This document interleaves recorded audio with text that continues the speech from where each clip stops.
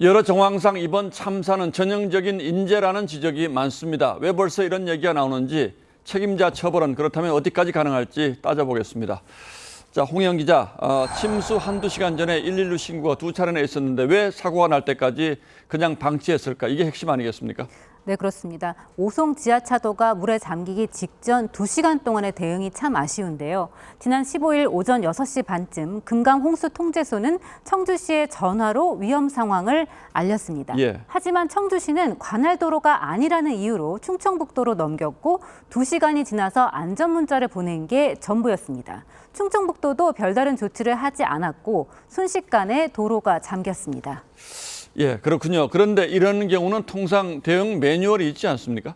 네, 맞습니다. 행정안전부가 침수 위험이 큰 지하차도는 이 세 등급으로 나누는데요. 궁평 이 지하차도는 가장 안전한 등급인 이 3등급으로 이 자동 차단기가 없습니다. 예. 50cm 이상 잠기면 통제에 들어가게 돼 있는데 사고 직전까지 수위가 50cm가 안 됐다는 게 충청북도의 해명입니다. 이 제방이 무너져 순식간에 물이 쏟아지면서 대응을 못했다는 겁니다. 대방 붕괴가 없었다면 단지 어쩌면 좀 그냥 단지 원료 정도만 있었어도 충분히 통제가 가능할 수 있을 상태였다. 이런 상황입니다. 홍수 경보가 있었지만 충분히 그 상황 자체가 안정적이었고. 그러니까 충청북도의 해명은 제방 관리의 문제였다. 이제 이건데 그럼 아무 책임도 없습니까?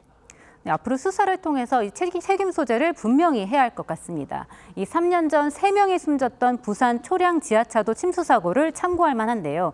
당시 부구청장이 금고형을 받는 등 관련 공무원 11명 모두 1심에서 업무상 과실치사죄로 유죄를 선고받았습니다. 예. 이 재판부는 평소 관리를 소홀히 했고 사고 당시 매뉴얼대로 하지 않았다는 점을 강조했는데요. 이번에는 청주시와 충청북도 공무원은 물론이고 제방공사를 발주한 세종시 그리고 112 신고를 받고도 제때 대응하지 않은 경찰 관계자 모두가 수사 대상입니다. 예, 그리고 중대재해법이 적용될 수 있다는 얘기도 있더군요.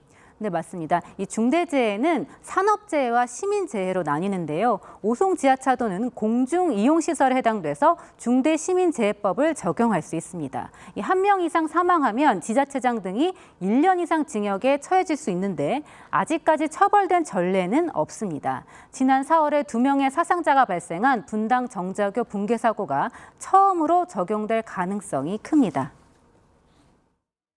중대재해처벌법은 사람이 사망한 경우는 1년 이상으로 되어 있다 보니까 하한만 있고 상한이 없는 법이에요. 그러니까 처벌 수위가 사실은 재판부에 따라서 엄청 많이 올라갈 수도 있는 그런 법이죠. 예, 물론 아직은 누구의 책임이라고 단정할 수는 없습니다만 이런 대형 참사가 벌어졌는데 아무도 책임지는 사람이 없다면 그걸 국민들이 납득할 수 있을지 모르겠군요. 예, 홍영 기자 잘 들었습니다.